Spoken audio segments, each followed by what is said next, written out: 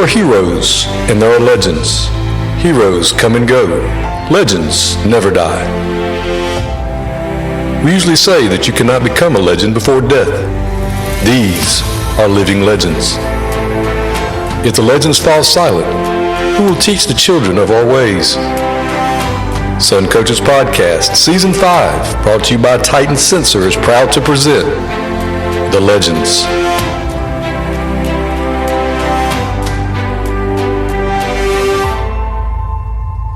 Sun Coaches is proud to partner with Titan Sports for the next 4 seasons on Sun Coaches Podcast.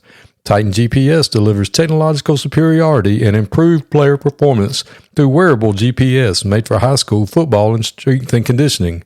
From speed training to athlete recruit to workload enhancement, Titan is the easy-to-use yet comprehensive GPS tool to get it done. There's no minimum to get started, and Titan will walk you through every step to success.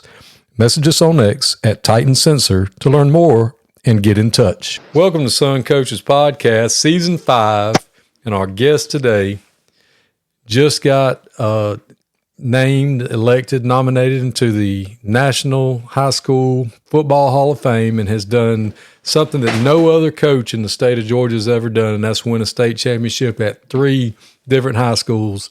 Coach Jeff Herron, thanks for being on with me today. No problem, Chris. Glad to do it. Well, Coach, I know that you grew up in Virginia. I usually ask people where they grow up, and what was that like? So you're actually from Virginia, correct? That is correct. Born in Kingsport, Tennessee, but that's because that's where the hospital was. But my home was in Gate City, Virginia, and that's where I got my start loving football and growing up in that community. Did you have brothers and sisters, or were you the only child, or were there 100 of y'all? Or no, Chris, I'm an only child, and okay.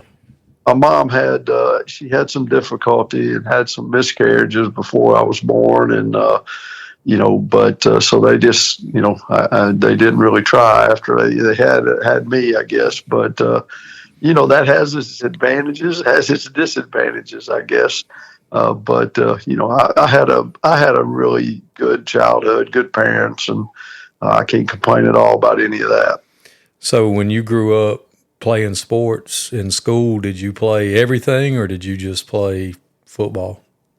Well, I started out playing everything, no question. But my football was the main thing in Gate City, and we were extremely successful. My high school coach was the winningest coach in Virginia history when he retired. And, I just loved everything about it. I remember going to my first high school football game when I was probably 6 years old. And, I saw a video the other day. There was a YouTube video on one of our games, and we were playing away 3 hours away, first round playoff game, and stadium was just completely packed, on our side. And so, it was a big deal to play football. Now, again, I played baseball, basketball, but when I got to high school, I got cut from the baseball team, and I knew I would get cut from basketball if I went out probably. And so I kind of focused on track and football. And, my football coaches were our track coaches. Was just kind of a natural fit. And I started out as a miler. In the first meet, I almost got lapped. And I told my coach, I said, that's me, buddy. And he said, well, try pole vault. So I did that for a while, and was just decent at best, decent, and finally became a hurdler, and that was kind of my thing. And I was a decent intermediate hurdler. In Virginia, the lower classifications ran low hurdles, and I was pretty good at that because I didn't have a lot of height. But anyway, between track and football, that was pretty much it for me. Well, you knew in track you weren't going to get cut since your football coaches were the coaches. Yeah, they didn't cut anybody. They just ran us to death. So. Well, what position did you play? You were quarterback, weren't you? Well, I was, and but I got beat out, ironically. felt like that I was the guy going into my junior year. And that summer, playing baseball, in fact, it was kind of my last organized baseball. I was having a really good summer. I was felt like I was kind of finally getting it and becoming a pretty good hitter. And I got a hit and tried to stretch it into a double and slid into second base and dislocated my shoulder 2 weeks before we started practice for football. And so by the time I got back, another young man had taken over the position and did real well. And he was in the same class as me. So he was our quarterback my junior and senior year. And I wound up being a corner. And then when I went to college, I played corner for 4 years there. And so, it worked out good for me because I learned a lot more about defense, I guess. And that's kind of where I started as a secondary coach. So where did you play college football at? I played at Emory and Henry University, which, we weren't very good. And, that was tough because, I came from a really good high school program that we lost 5 games in my 4 years. And get to Emory and Henry, and we lost 5 games in 5 weeks. So it was a difficult learning experience, but it was a learning experience. And because we weren't very good, I wound up. I had a senior start at corner the first game. There was another senior started the second game, but by the third game, I had become the starter and started the rest of my career. So, it was good for me because if I'd gone to someplace that was better, that would have never happened, for sure. So, it was a great experience, both of them. And, certainly the coaches and, my teammates in high school and college, certainly that made my desire to get into coaching. There's no question.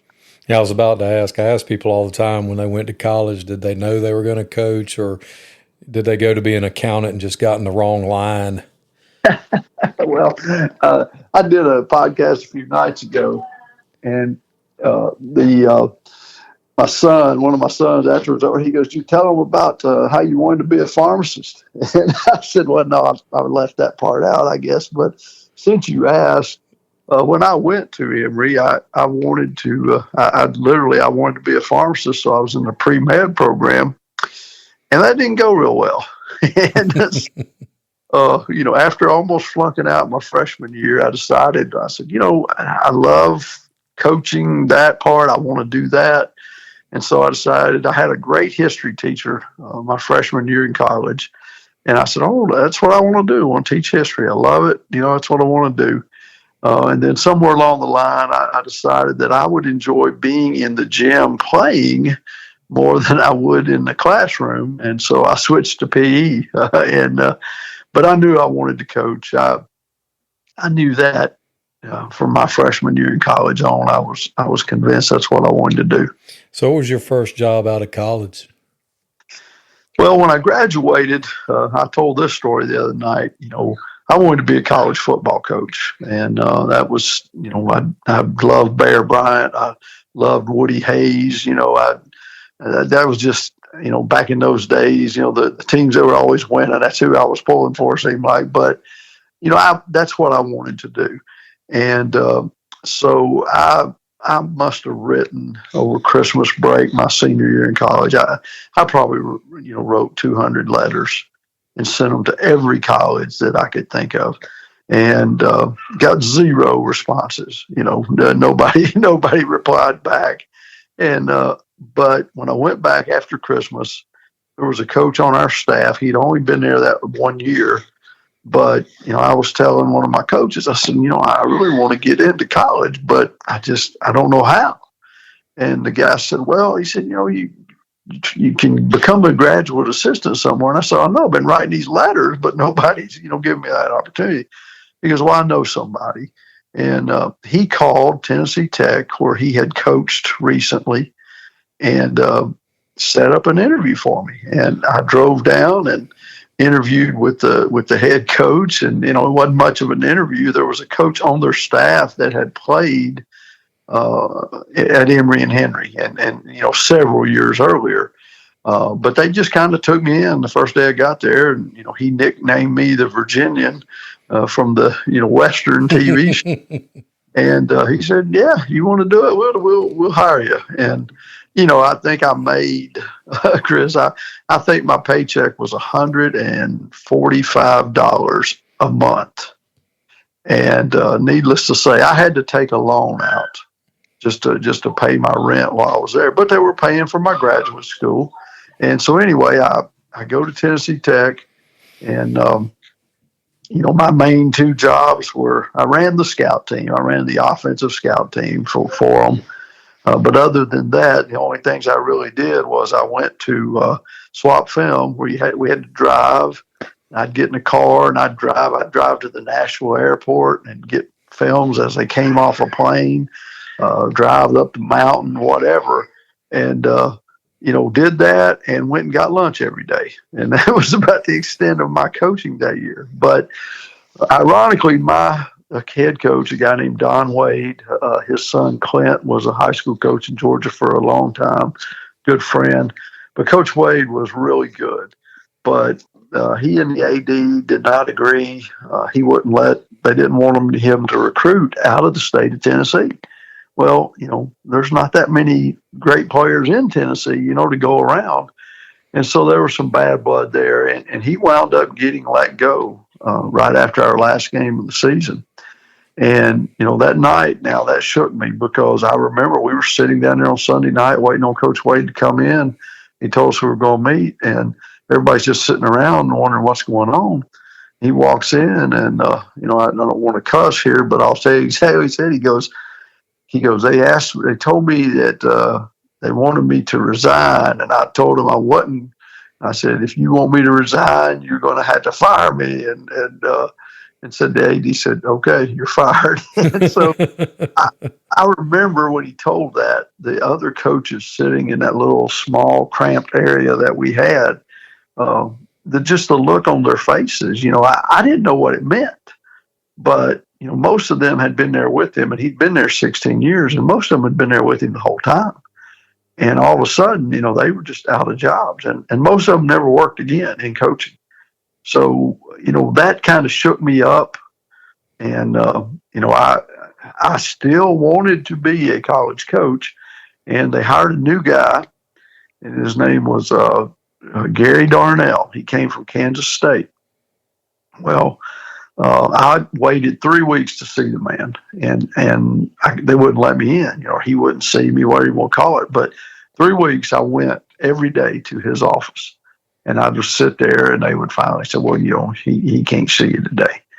And I finally, one day, I told the secretary, I knew her from the previous, coach. And I just said, look, ma'am, I said, I got to talk to him. I said, I'm not going to leave today. I said, I'm going to wait till he's done, and whatever.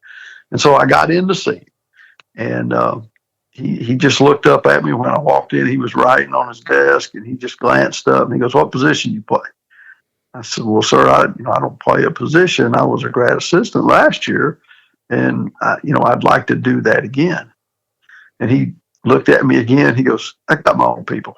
And that was the extent of it. So I was fired, unemployed, with 4 months of a seasoned college coach. And so I started scrambling, trying to find where to go and what to do. And,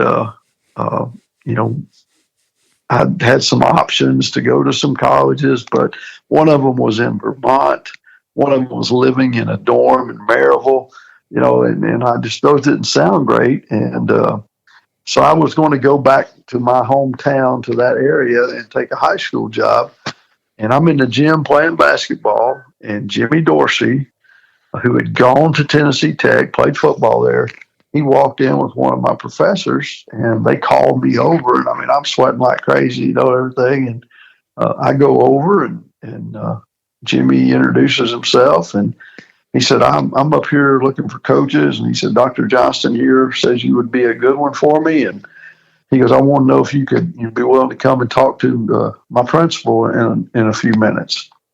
And I said, well, could I run home and take a shower? He goes, yeah, we got time for that. So I ran home, jumped in the shower, put on the nicest clothes I had, which weren't very nice. But came back, came running in, and went to the room they were in. I sit down, and the first thing the principal said to me, he said, Coach, just what do you know about Dallas?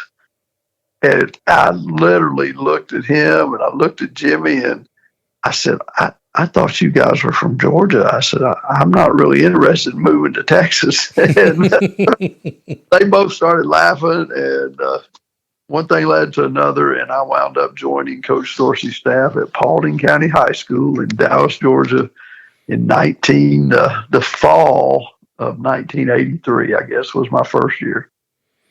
That's awesome. I know Ken Kofer played for y'all. I think played for Coach Dorsey at Paulding. I had him on, and Ken was actually he held the chains. He was on the chain crew, I think, when I was there. But I was only there 1 year, and Coach Dorsey was only there one more year. So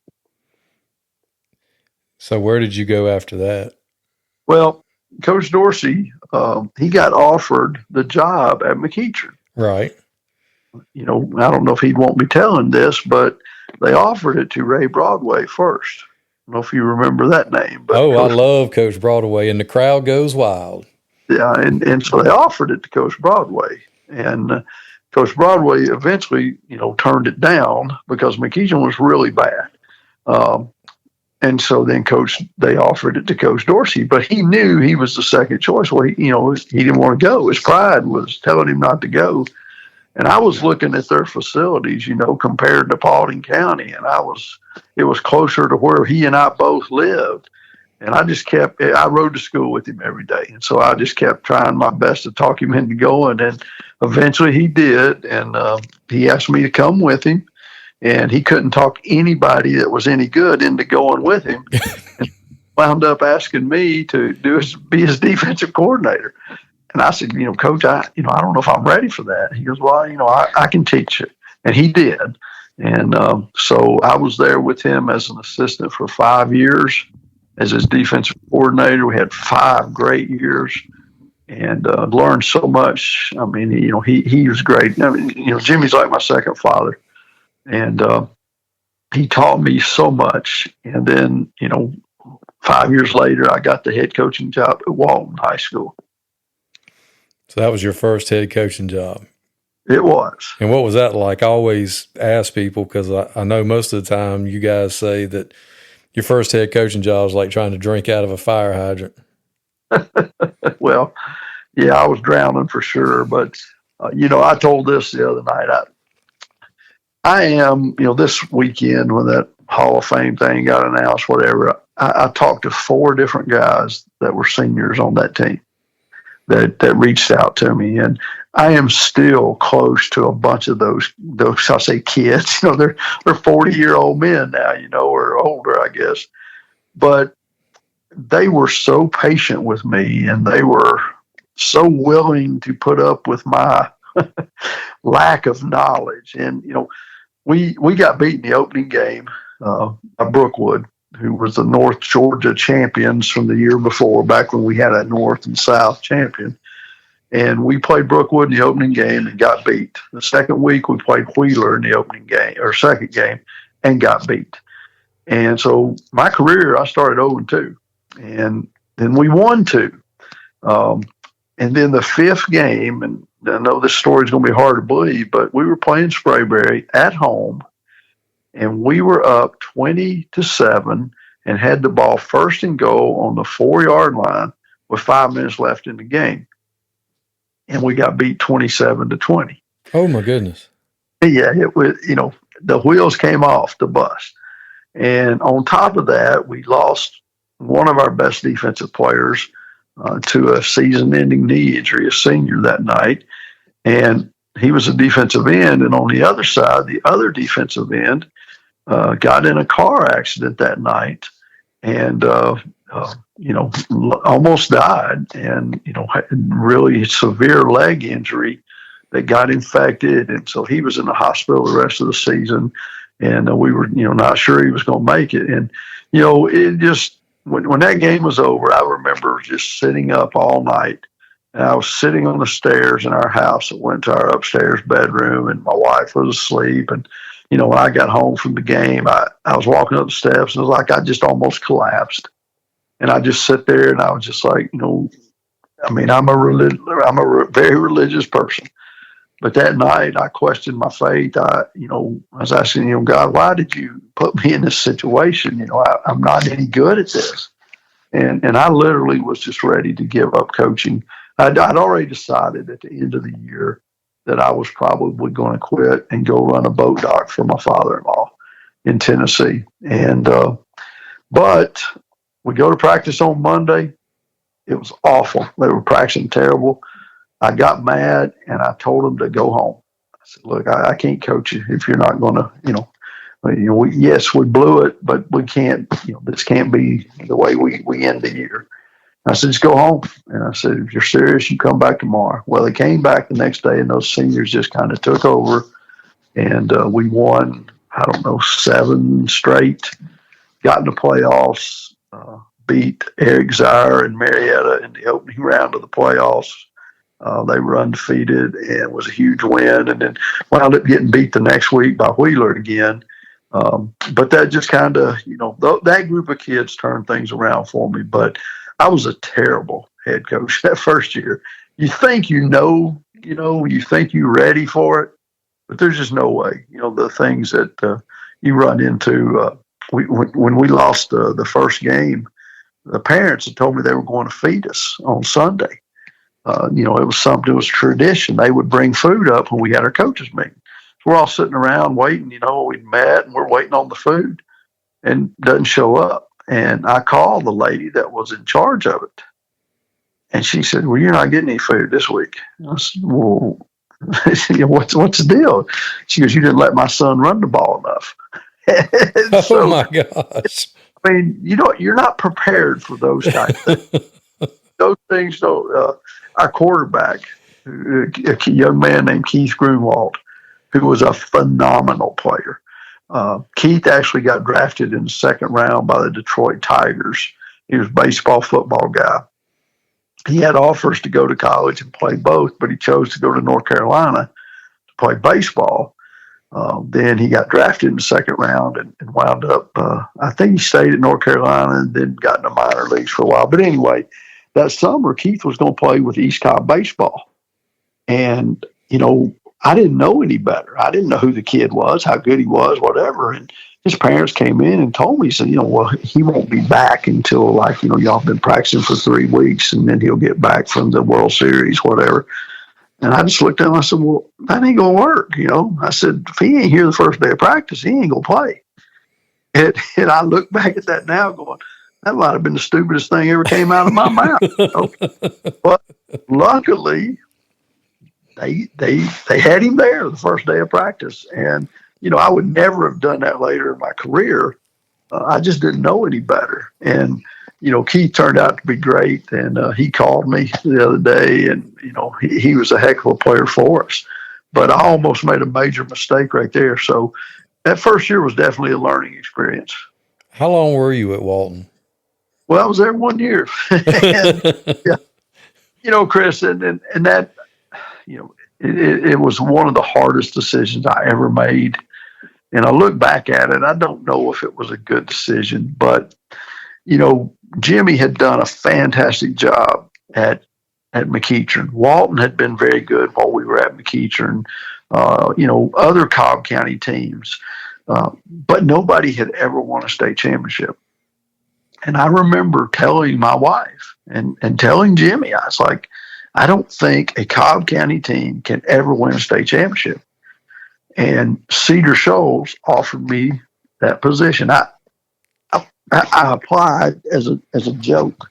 One of my coaches said, yeah, Cedar Shoals jobs open. Won't you apply? And I did. I thought no way I would get it. But the principal had been at Marietta when we had upset them.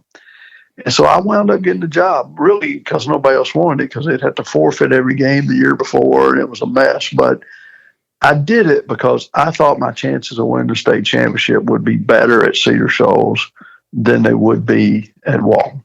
And, Cobb County didn't win a state championship for like 30 years, I think, until finally, I think maybe Altoona or somebody did. But, again, it was probably a stupid decision and one of the hardest things I ever did, telling those young men that I was leaving. But I was driven to win a state championship. That was my goal, and I just thought I had a better chance at Cedar Shoals because I knew they had some really good players. Well, how did things go at Cedar Shoals? You were there for what, 4 or 5 years? I was there for 4. 4. And Chris, if I had been a better coach, my first year there, we probably would have won a state championship. We were extremely talented, just really good. And we got upset by Clark Central not upset, but we got beat by Clark Central. That was a huge rivalry in the opening game. And I went for 2. We scored with a minute and a half left and make it 21-20. And I went for 2, and we didn't make it, just an inch. And we actually blocked the punt, got the ball back, ran it down inside the 5, and they called us for holding. And so it was at Clark Central, by the way. We wound up going 9-1, and won our first, beat Brookwood in the first playoff game, and then had to go play Southwest DeKalb in the second round down there. And we had 7 turnovers and got beat, I think, 14-10, and had a touchdown called back late. Just felt if we'd have got past that game, we would have had a chance. Southwest DeKalb went all the way to the state championship game that year and got beat by Valdosta. But I just wasn't a good enough coach. And my staff, I wasn't a good enough coach to get my staff where they needed to be. And, we weren't as sound as we needed to be in some areas. And, so we didn't do it. My second and third year, talent was down a little bit.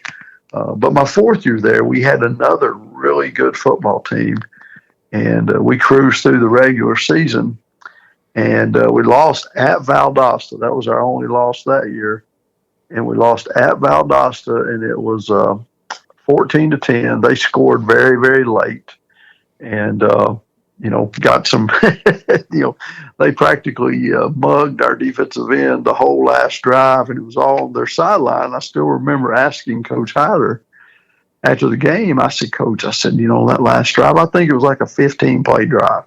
I said, Coach, you ran like every play to your sideline. I said, were we lined up wrong? What was it, some personnel thing?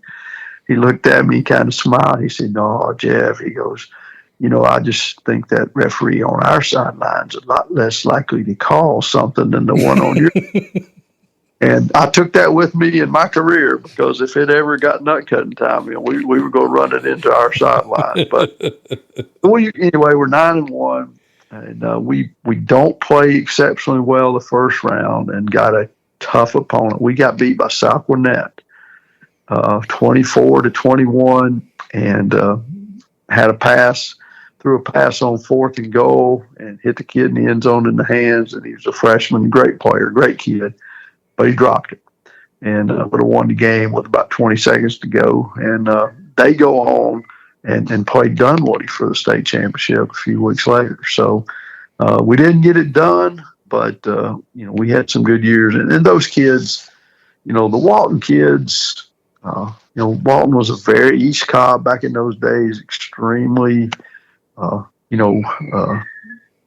extremely rich. All the kids they were all driving Mercedes to school, and stuff. And you go to Cedar Shoals now, it's a different animal. And, I probably related to those kids even better. They needed football. They needed us as coaches. And I really enjoyed that aspect of it. But, I know you're going to ask me why I left there, but I didn't get along real well with my principal there. And it just kind of wore on me. And after 4 years, I got offered a job back in my home, not in my hometown, but very close in Virginia, and was going to do that.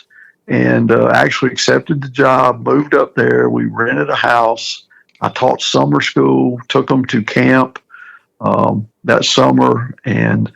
But anyway, long story short, they had promised my wife a teaching job. She was a teacher too. And I told them, I said, we can't do it unless we both have jobs. We've got 3 kids already. We can't do it. It's no problem. Well, the athletic director that was in on the interview was one of my friends from college. He left, took a basketball job in Northern Virginia. The principal that was in on the interview had a heart attack, retired. And the only person left was the superintendent. And he denied ever promising my wife a job when it came down to it. And so we went round and round, and I was so frustrated because the man had lied to me, and I just couldn't get over that. Well, Jimmy had called me that summer, and Trip Allen, who was his secondary coach, had left. And Jimmy, he said, "Look," he said, "I know, I'd been telling Jim, we talk about it every day, and I, told him what was going on." He said, "Look," he said, "Mr. Williams, our principal, said, if you and Inca want to come back, we'll give you both jobs." And so I went in and told the superintendent, I said, "Look, you promised my wife a job. If you don't come through, I'm leaving." And he said, "Well," he goes, "I didn't promise, we didn't say that." And I said, "You did say that." So the next day he called me and told me she had a halftime job. And I said, "That ain't what you promised." And I said, "I'm going to give you till tomorrow." Well, the next day he said, "Well, that's the best we can do." And so I called Jimmy and said, "Jimmy, I'm coming back." And so I left without ever coaching a game at that school in Virginia, and came back to McEachern. It's been a common theme that administration is key. Well, yes. And Chris, I'll say this, just to throw it out there, but about 3 months later, the superintendent was fired for misappropriating money, and they ran him out of town. And their school board, called me up and said, "Look, we can't do anything else, but if you will tell us how much money it costs you to move, we'll pay you." So, at least that vindicated the fact that, the guy was, not what he said he was. And, but again, good Lord was looking out for me. There's a reason all that happened. And, it hurt my parents because they were excited that we were moving there and, going to be that close to them. But I told them, I can remember having the conversation. I said, "Guys, I can't do it. I said, I'm going back to Georgia." And it broke their hearts a little bit. But I will say this, from that point on, my mom basically moved to Georgia, and my dad would come back and forth. And, my mom came and kind of raised our two youngest kids, while we were teaching. So that part worked out pretty good for us. Yeah, that's awesome. That's one of the problems I've had my whole career is that I take people at their word so much that any deviation from that, I can't process. If you say you're going to do something, do it. Do your dead level best to do what you say you're going to do. If you can't do it, just say you can't do it. Yeah. Well, I can't. I have a hard time. It's part of my autism. I can't process it. I just can't. Well, nobody likes to be misled. And, I told them in the interview process, I said, we're going to take a pay cut coming from Georgia here. I said, and that's okay. I said, but my wife has to have a job. We talked about it. And then he denied it. And, I found out later that somebody they thought was going to retire didn't retire. And it was a small school system. And right. I guess have a lot of room. But anyway, it worked out okay. Yeah, I'd say so. So after the year back with Coach Dorsey, is that when you took the Oconee County job? One more school there. I had a blast that year in football season. I really enjoyed being an assistant. I wasn't a coordinator. I was just a position coach, and I loved it. We were living on campus in a house on McEachern's campus, and I could have stayed there the rest of my life, I think. But my wife, we had lived in two rental houses, back to back, and she wanted to get a house. So we had a house. We found a lot in Paulding County and built a house, and it was about 20 minutes from McEachern. Well, when the year was over, the regular season, the playoffs were over, honestly, I got bored, because as a head coach, you do so much stuff in December and January and February, that it's just constant things going on. And I had gotten used to that. And all of a sudden, as an assistant, I wasn't doing anything. And so I got bored, and the Wheeler job came open, and they offered that to me. And, It was a really good job. It was a really good place to be. And I did it for 2 years. The only problem was, Chris, that, we were living in Paulding County.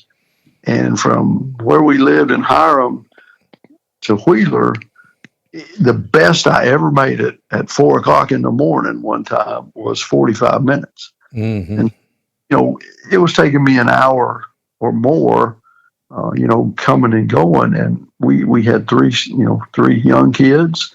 And literally those 2 years, I didn't see them. I would, when I was at Cedar Shoals or McEachin, we were always close to the school, and I would go home, get the kids, take them back, watch track meet, watch a basketball game, whatever. But I couldn't do that at Wheeler, and I had to stay and watch basketball. I had to go to track meets. I had to go to baseball games. That's what you do. But I couldn't do it with my kids. And it really wore on me, and it wore on my wife, because I was leaving before any of them got up, and I'd get home and they would be in bed. And the Oconee County job came open, and we had lived in Oconee when we had been at Cedar Shoals. So I knew it was a great place to live.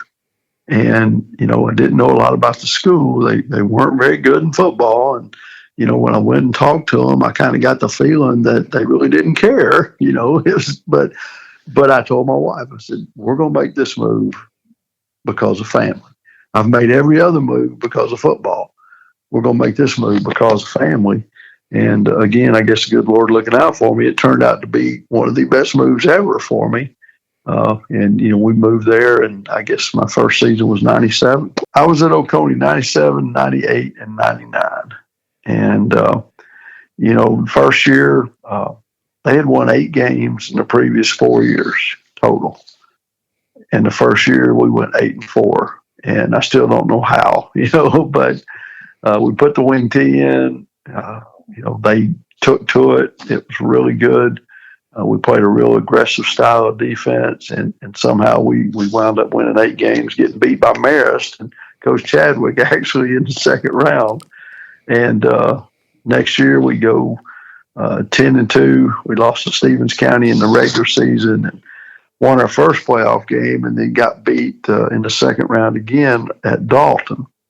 But the third year kind of all came together, and we had a really good team, and wound up going 15-0 and winning it all that third year in 99. Yeah, I remember that. I remember sitting up there at the semifinal game in the Dome and watching that game and watching you guys. And I'm sure you've heard this a lot, but I remember they put you picture you up there. And I was like, man, what is he, like 35? And everybody just started making fun of me. They're like, no, Coach Herron's a little bit older than that. He's got good genes, man. He doesn't age. Well, actually, I was 39 that year, so you weren't too far off. Yeah, but you've always looked like you were 35, well, Coach. I don't anymore, Chris. I can promise you. But yeah, that game we played Cairo, and that was a tough one. Our quarterback was Clayton Matthews. He was our quarterback. He was our punter. He was our kicker. Just a great young man and a great player. His dad was one of Georgia's coaches, and Clayton was really good. Well, the week before, we had played Woodward Academy in the third round, and Clayton kicks off. We're ahead late in the game. I mean, the game's over. But we kick off, and I had put a bunch of backups in on the kickoff team thinking Clayton would kick it in the end zone. Well, it didn't go in the end zone. And they break it. They had a kid that went to Delaware, I think, and he broke the kickoff, and Clayton's trying to run him down and dove and caught his finger in the kid's shoelace and broke it, and a dislocated fracture or something, but it's, sticking out of the skin sideways and blood squirting out everywhere. And so he couldn't play in the semis. They told him he could kick, couldn't punt, and couldn't play quarterback. And so we go in there with a sophomore backup, and, he did really well. The young man did, but it wasn't Clayton. And, it was a tight game. I think we won it like 17-7 maybe. And, but we got Clayton back for the state championship game. His dad being a Georgia coach, I think they numbed him up and taped it up, and who knows what all they did to him. but he was able to play, and that was a fun night for sure. So after Oconee County, we head south, right? We did. I was very happy at Oconee. My family was happy, and but my coaching staff there, who I'm still extremely close to. We have a text chain that we. I mean, this weekend there must have been 1,000 text messages sent between us all. They're all great guys, but they were the lowest paid coaching staff in our region, and it was driving me crazy. And I kept going to the administration saying, look, we need to do something about this. Well, so we win it all. And my AD comes in. He's a good friend of mine and, great guy. He comes to me and says, Jeff, he said, look, they're going to give your staff a raise. And I said, well, John, that's great. They need it. They deserve it. And he goes, well, here's the problem, though. He goes, they're going to take it out of the playoff proceeds. And that's the money they're going to use to give them a raise. And I looked at him, I said, John, if that happens, what happens if we don't go that far next year? Are they going to lose it? He said, I don't know. Well, I was upset about that. And I had gotten a call to come and interview at Carrollton. Ben Scott had just passed away. And so I went and talked to them. But, during the interview, they were really nice. But they wanted somebody to come in and not change anything. They wanted just to continue what Ben had done, and I understood it. I just didn't think it was possible.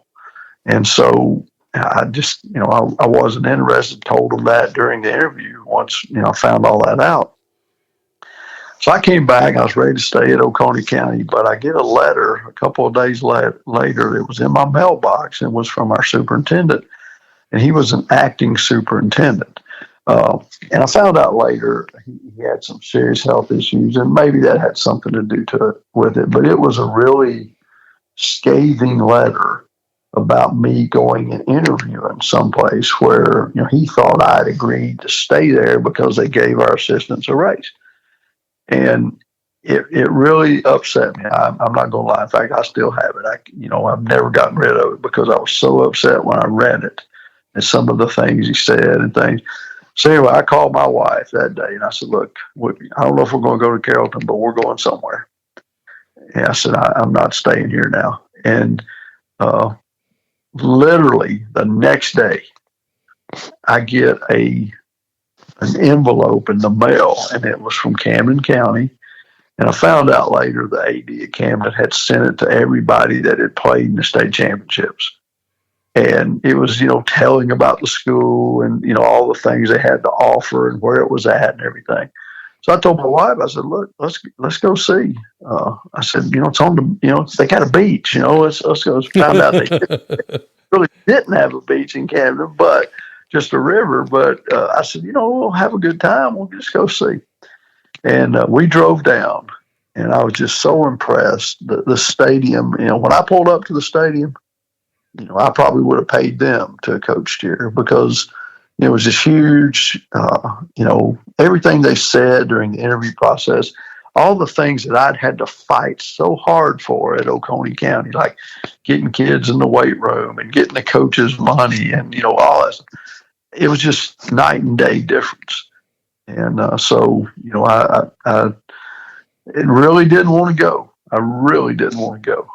And I don't think my wife did either, but we decided to make the move. And we all together, I guess we were here for 16 years. 16 fantastic years. Well, I wouldn't say that. Well, not every year was great, but most of them were pretty freaking good, Coach. 15 of them were. One of them, the first year back, that second go around didn't go like I planned. Well, it was fun to watch. I remember watching. Buddy of mine was a cheerleading coach there, Tammy Canali, and I remember we made fun of her so bad. Y'all were playing in the dome, and they were like the first cheerleading team to have the great big sign or whatever, and y'all are getting ready to come out, and y'all got 400 cheerleaders, and they whooped the sign up. It was upside down. It didn't matter. Y'all ran through it and beat the bejesus out of whoever y'all were playing and won the state championship that year. But it was fun to watch and did that. So after your run at Camden, where did you go after that? Well, in 2012, I'd been at Camden for 13 years, and we'd had a lot of success. And honestly, Chris, people have asked me this before. Why'd you leave? And the best answer I could probably give you was I got bored. We did the same things every week, every day. Okay, we did this last year. We got to do this. And it just, I don't know. After a period of time, I just kind of got bored with it. And the people in our community, I love. They're great. But we all got to the point where if we got beat in the third round, which we did in 2012, everybody, me included, thought it was a failure. And I just kind of, between that and the boredom of just the repetitions, doing the same thing all the time, I just kind of thought I wanted to do something different. And I got offered a job at Knox Catholic High School in Tennessee. I don't know if I've ever even said that out loud to anybody. And I was ready to go. And I just, my wife's from Tennessee, her family and stuff. It was closer to my parents. And, I thought, well, this is a good move. And my kids did not want to do it. They were, my two sons were just adamant they didn't want to go. And I guess the last minute, the good Lord talked me out of it, and I turned it down. Well, about 2 weeks go by, and the job at Prince Avenue Christian came open, again, in Oconee County.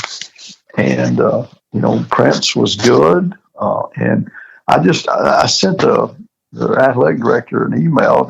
I really didn't know I was serious, whatever. But I went and talked to them. I loved it. It was a very small school. It was a private Christian school. And it was totally different, than coaching at, 7A, whatever at the time, Camden. And I thought this could be nice. And I did that for 3 years and really loved it. It was one of the best experiences of my life. But I got frustrated because we couldn't beat Eagle Landing Christian. And I guess we lost them 3 years in a row in the playoffs.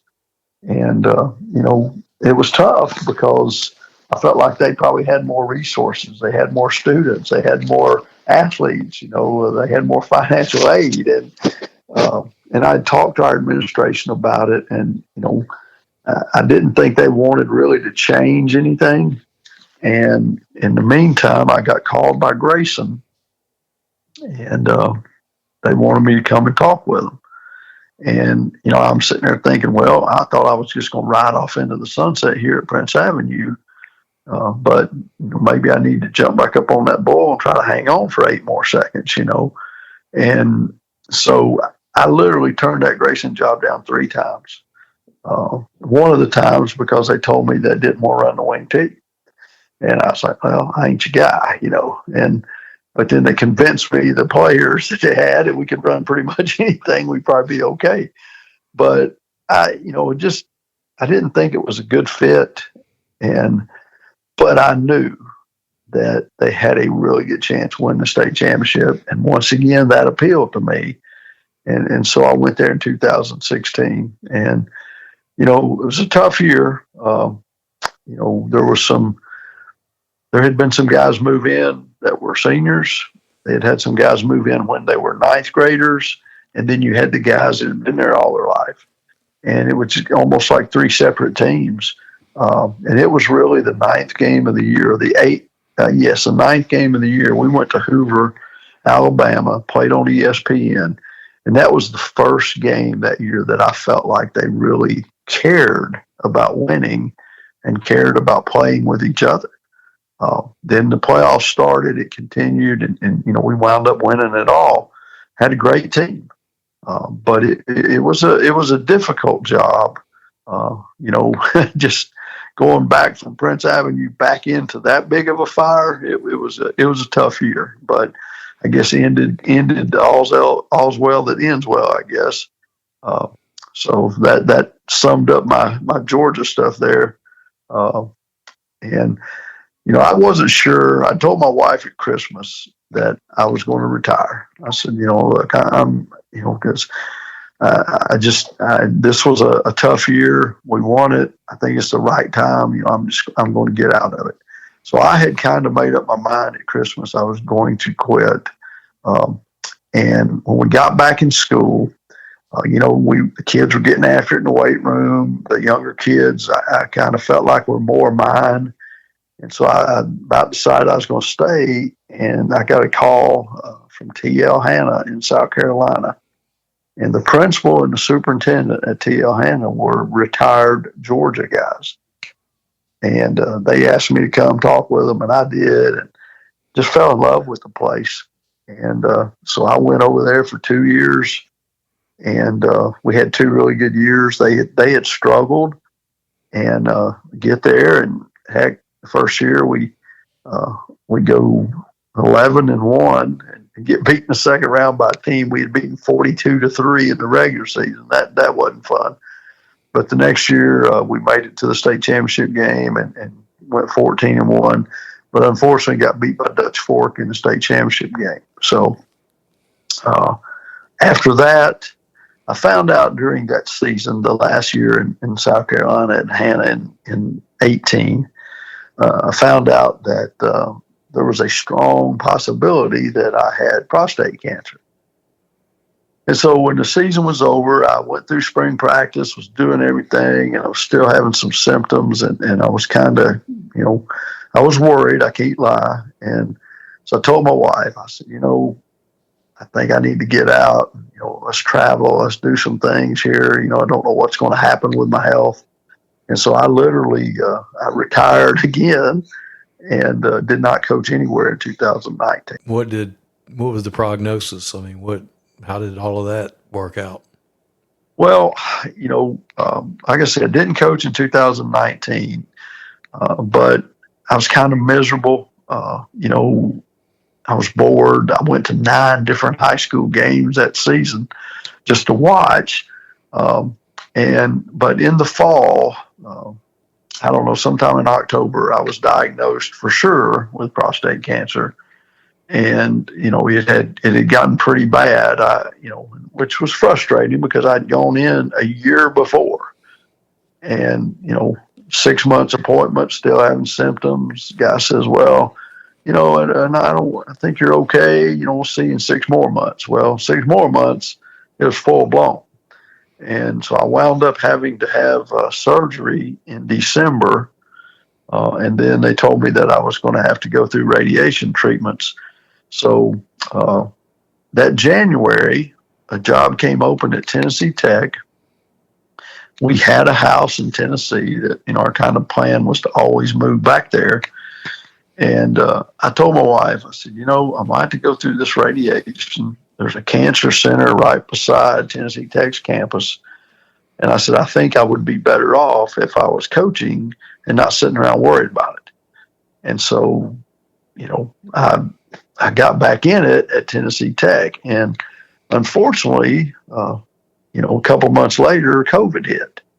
And so it was a really strange experience coaching during COVID. We couldn't go out on the road recruiting, anything like that. But I did my radiation and, thought everything was good.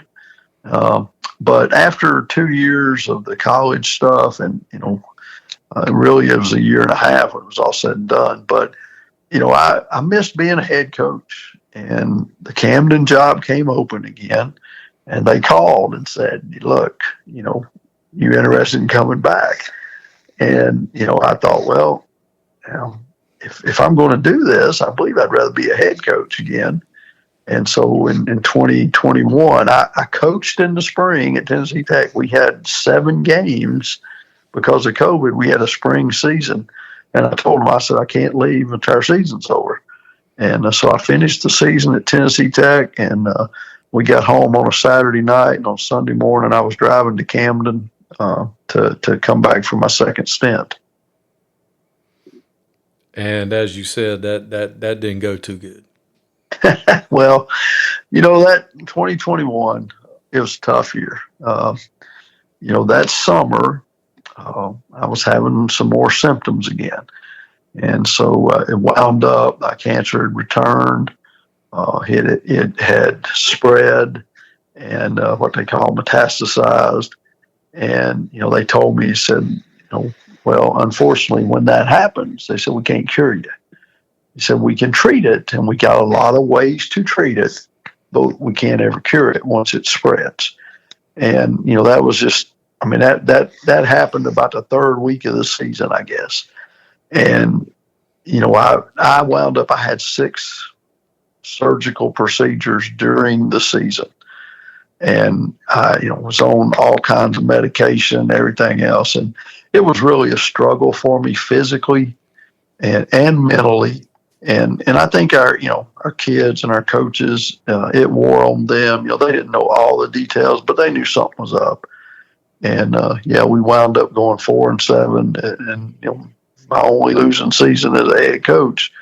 But we survived it.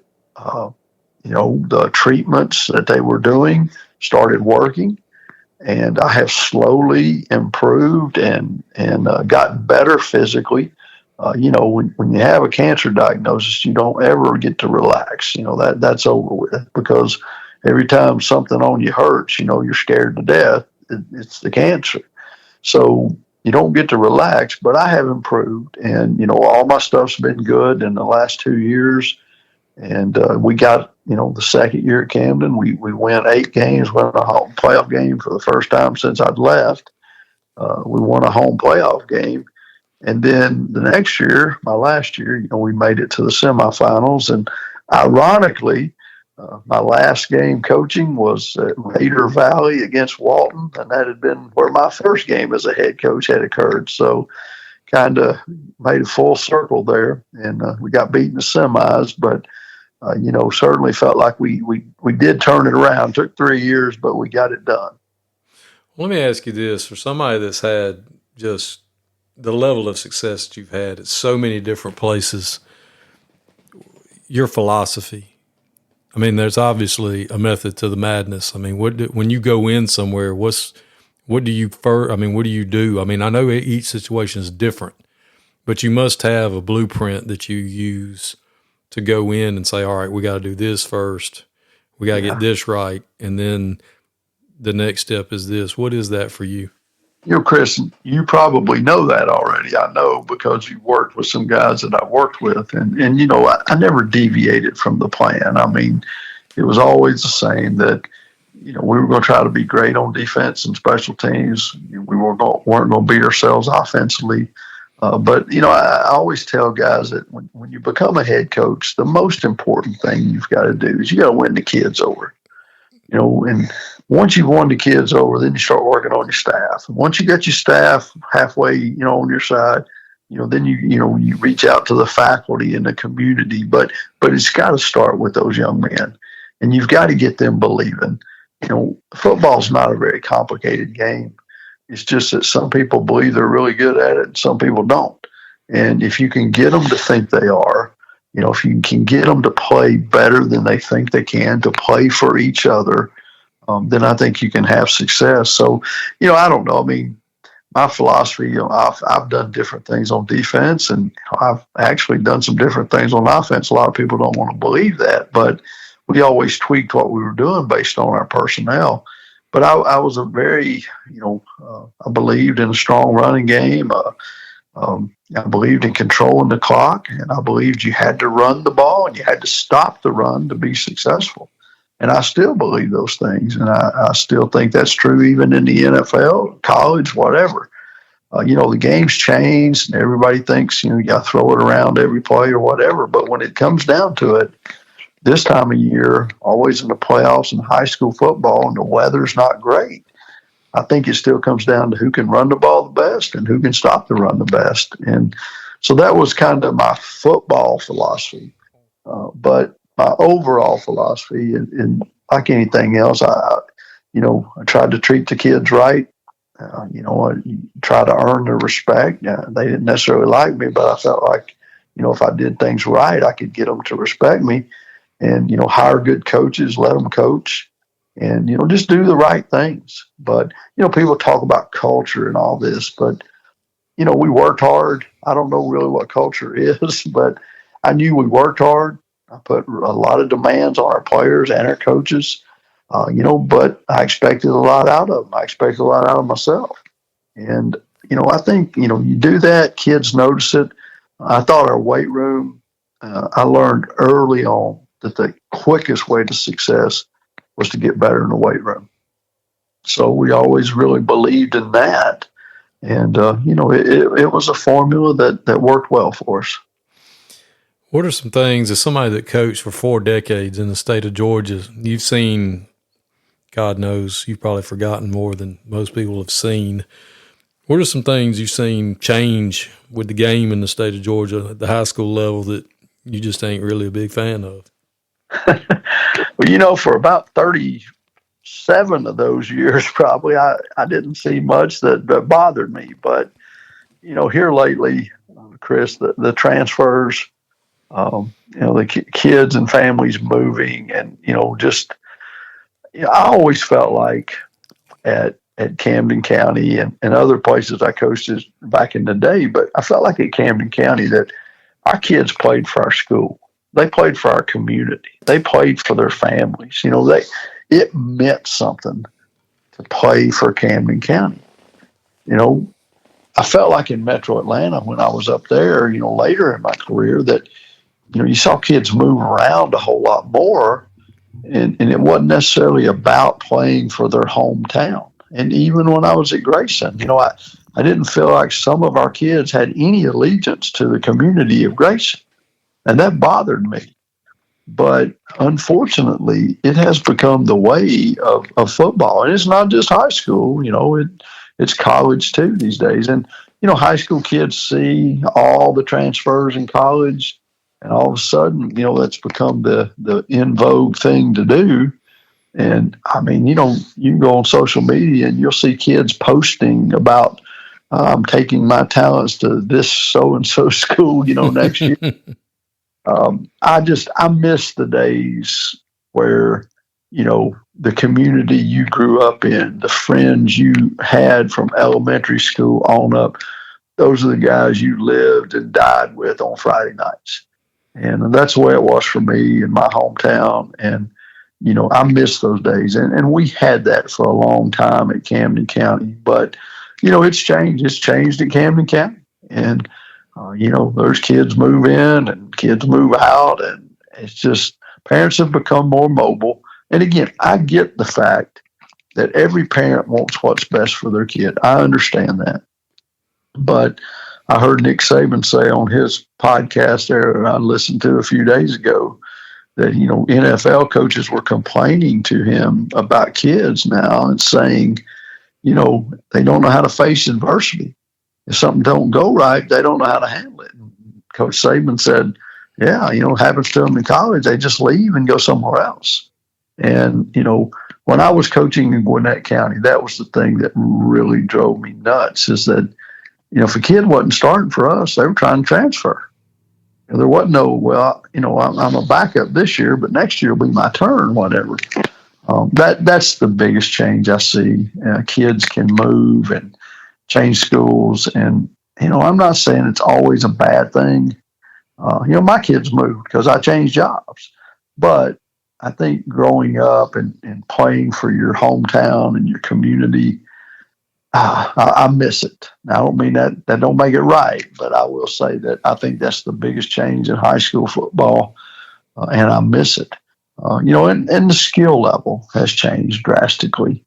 Guys that played when I first started, people weren't great at throwing the ball. You didn't do it all summer and all those things. Now, kids have gotten bigger, faster, stronger, and I think, their hand-eye coordination has gotten better.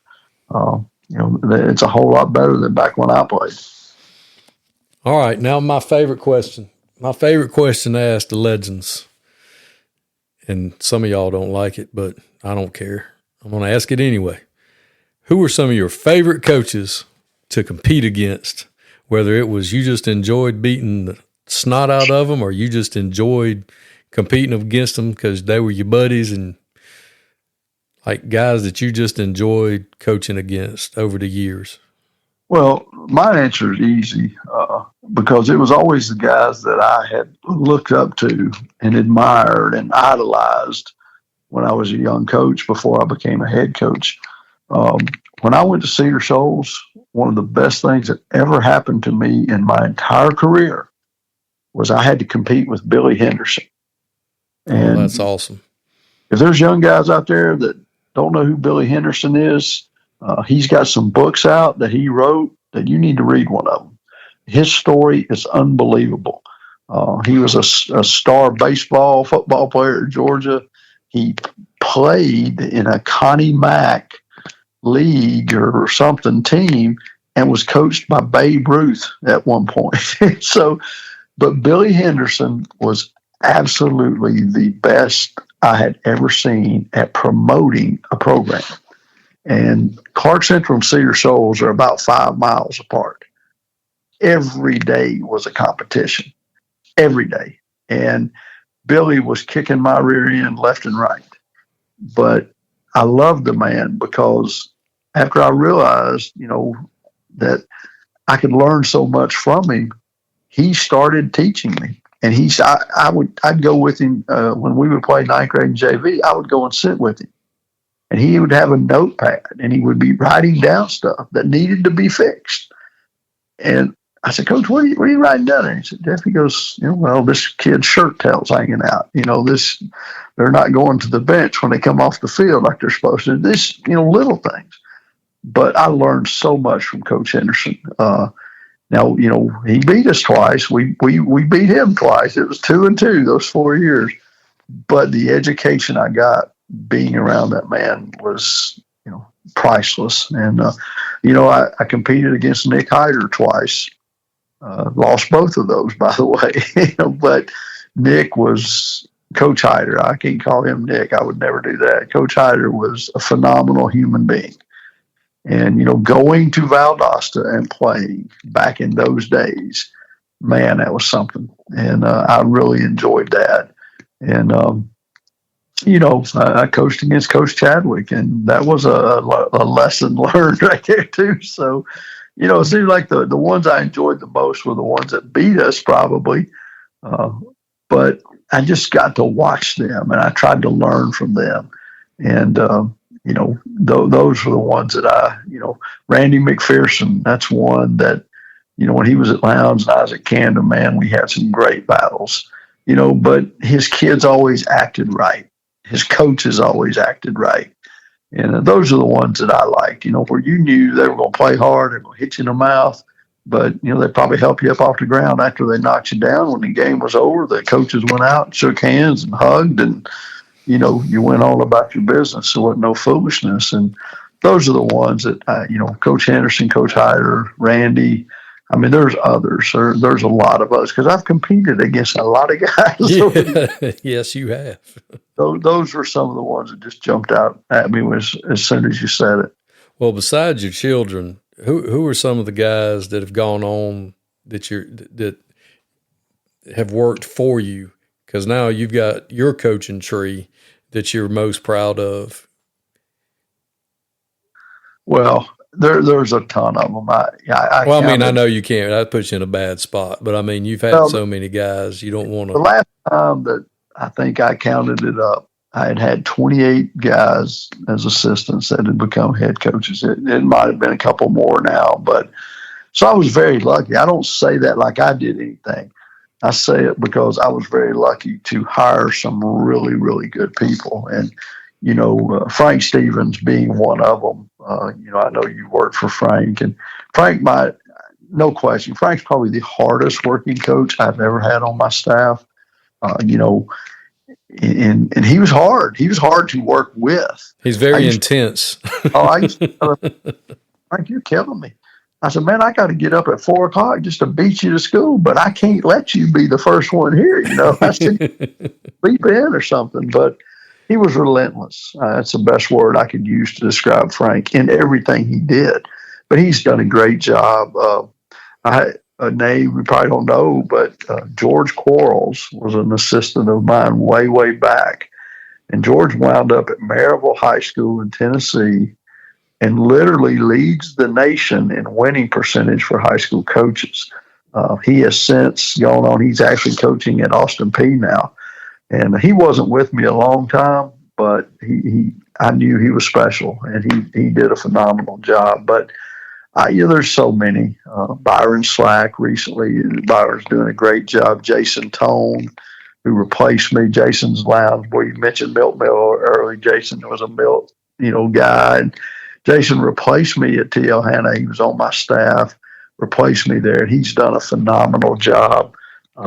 John Lindsay became a head coach, did a great job. Now has come back, and I know I'm leaving out several that have won championships. And I was very blessed during my career, Chris, to have excellent coaches. And we were at a place in Camden, especially at Camden, that we would lose a tremendous coach, but we could always hire another one. We had the resources, we had the facilities, we had the reputation, and we'd lose great ones, and then we'd get some better ones. And I don't know if I'd say better, but the drop off wouldn't be too good because we had a really good pool of guys to choose from.